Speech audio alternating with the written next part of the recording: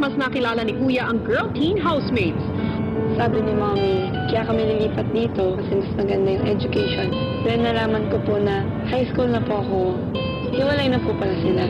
It takes time. Bago mo makalimutan talaga yung tao, marirealize mo din na you deserve better. Habang ang boys may sarili ding pinagdaraanan. No. My sister, I'm not sad. I'm just disappointed. Umaasa ka na sana si Heaven. Yeah. Para tulungan sila, may isa pang itinatawag si Kuya. Magkakaroon kasi ng isang ball. Gusto ko ay gabayan mo sila ng pagkanyaya sa kanilang mga partners. Sa pagbabalik ni McCoy at Liz, may nanunumbalik din kaya sa kanilang nakaraan. Abangan ngayong gabi. Ayun, Elise, pwede pa rin kang maging partner sa ball. Matapos harapin ang kanilang mga kahinaan, abangan naman ang pagpapakita ng galing ng kabataang Pinoy. Lahat ng yan ngayong gabi dito lang sa Pinoy Big Brother Lucky Season 7. Matapos magbunutan ang ibang boys, nagsabihan ng mga nabunot nilang partners. I got my money. Oh, God! God! Woo! What about parang sama lang? Did you do it?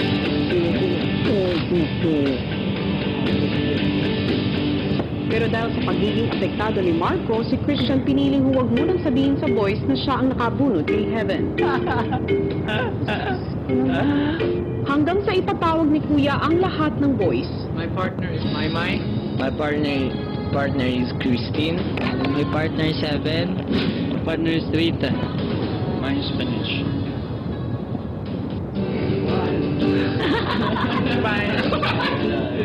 I told you, Kuya.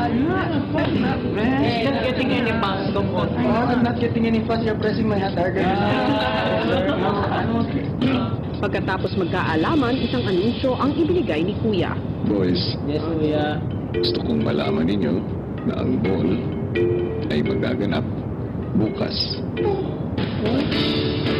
Dumating na ang oras para ipaalam ninyo sa mga nabungot ninyo sila ang magiging partners ninyo. Bilang paghahanda sa inyong darating na ball, meron akong inibitahan para tulungan kayo mga boys para magpaalam sa inyong mga partners na makasama sila. Yung taong tinutukoy ko ay nasa loob na ng bahay ko. Kaantay na siya sa isang kwarto. Pumunta kayo sa social media.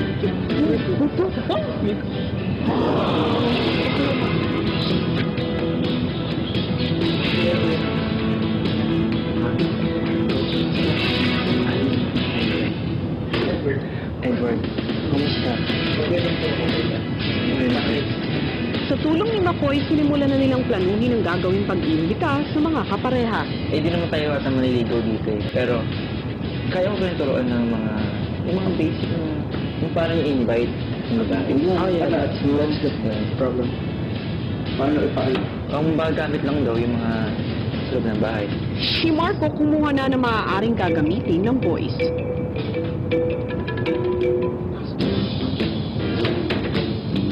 Ano ba sila? Marco lang?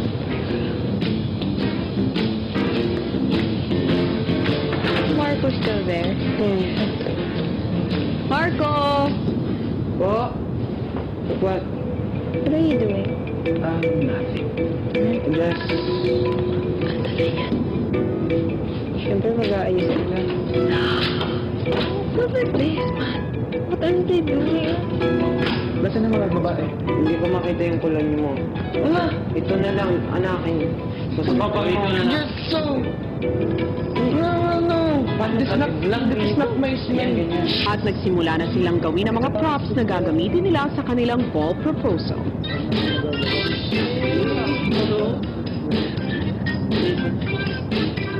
It's like the white rose.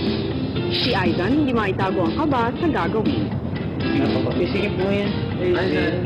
When you ask her, don't make her move. Because chances are she's gonna be scared. And make sure it's not serious. Just smile. I am Sean Albioso. Habang abala ang boys, tinatawag muli ni Kuya si McCoy. Makoy, maliban sa mga girls na iimbitahin ng mga boys, ay meron pa na isang babae sa loob ng aking bahay. Palagi ko ay kilala mo siya.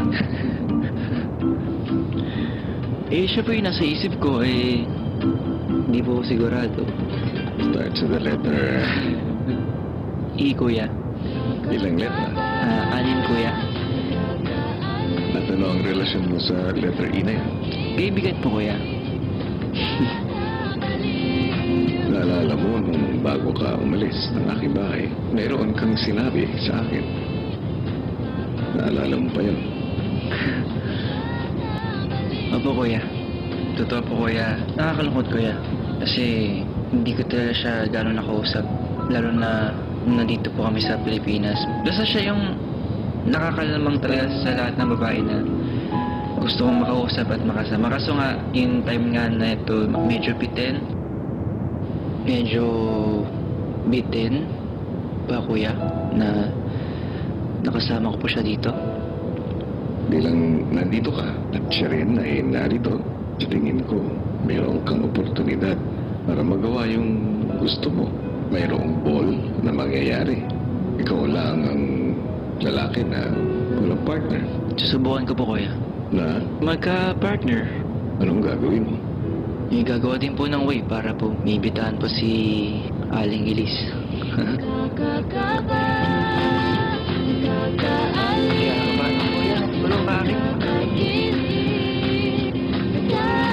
Pagbalik sa boys, Kasama ko sa inyo.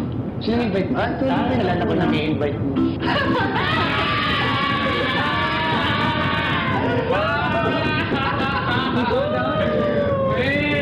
Paano gawin ko? Nakakakiba, nakakakilig, nakakabaliw. Mainit ko to. maya-maya ang boys naman ang tumulong kay McCoy na magplano. Ito yung niram ko. Oo, parang surprise. Alam ko na, susuotin ko na lang to. Raramdamin ko na lang kung sino siya nakasuot. Good ka. Oo. Good. May jacket ka ko. Ay, hindi niya kilala. Hindi kilala yan. Big surprise. Nakiki-teenager ako, hindi naman ako teenager. Kami siya sa'yo, kuya. Habang nagpaplano ang boys, kinausap naman ni Kuya si Elise sa confession room. Upo ka.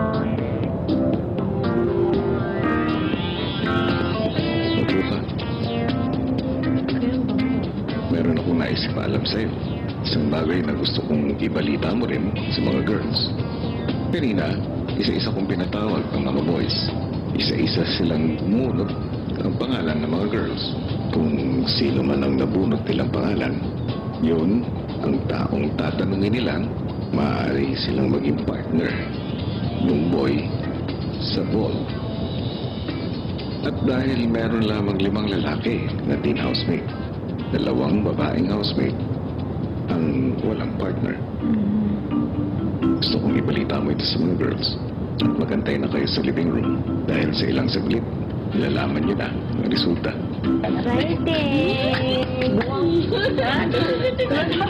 Ang bango sa ang bango sa confession room. Ang bango, tapos kaamoy nga. Meron Ay, ka. bago ni Makoy yung isa siguro sa gamit mo. Ay, oo. Go! Ilang sandali pa, isa-isa nang lumabas ang boys para imbitahan na ang kanilang mga kapareha. Hi, Mai. Come here. Come here. Okay, I have 3 questions for you, okay? Hello. Bobo ka ba? Bobo ba ako? Bakit? Because you bobo all my whole life. Ano ba? Ano ba ko? And last question. Okay. Okay? Will you be my date for the band? Yes, of course. Thank you so much. I will appreciate it. Guys, Kapag kinikinig ako, promise. Hindi, wala akong nakalawin sa akin. Hindi kayo. Kung hindi ka na kaya, wala na akong call, pero di. My is a really good fit to the situation. So, in the end, I'm happy that I got her. That's the first thing.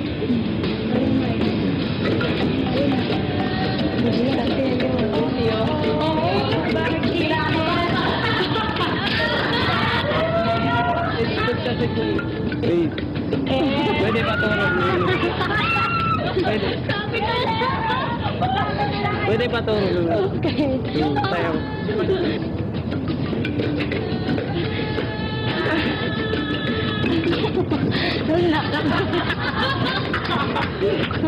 Tapos lang po sabi nga convulsion.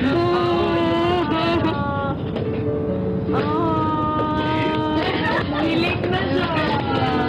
Parang excited pa yung mga babae. Akala ko buya ako ang walang kapartner. First time mo naranasan ito ganyan? Upo kuya, super first time ko po kuya. Sunod naman ang kanina pang kabado na si Aizan. Kayo daw yung tatanungin niya.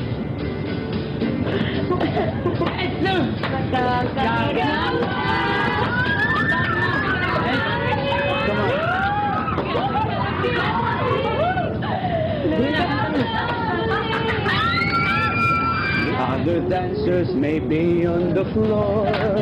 Girl, my eyes will see only you.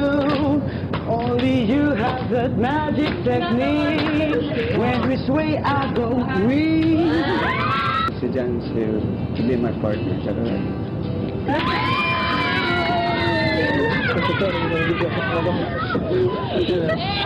You done it, baby boy! Si Marco dinaan naman sa drama ang kanyang imbitasyon. Pinapalapit nila ako sa'yo. Bakit? Hindi ko alam. Si Evan ba anay mo? Hindi nga. Workout na lang tayo. Tara, hingan. Workout na tayo. Oo, dyan. Ang taba? Wala lang. Tasty. Like as always. Props lang ako dito na ba kayo? Ay, I just want to say that you're my friend, you're my sister. I just want to ask you for this time. Do you want to be my princess? Ayoko. My team, my Ayoko. dance? Ayaw mo? Oo naman, syempre. Ang bamang na in fairness. Epic fail, kuya. Pero okay na rin. Nakakakilig po yung ginawa niya. Kasi nga, brother, masaya po ako na siya yung naging kapartner ko. Huli namang lumabas si Christian. Kung tayo ay matanda na, sana'y di tayo mabago. Saan man, kailan man, ito ang pangyayari.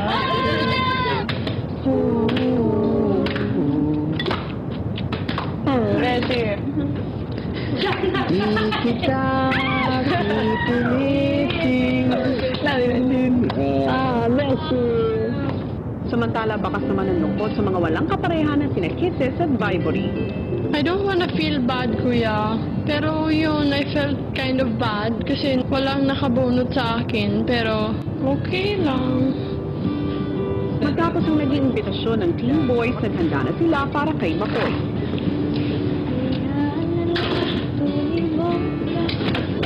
Kailangan talaga ito. We have one more. Special. Special? Yes. Alam ko yan eh. Wait lang.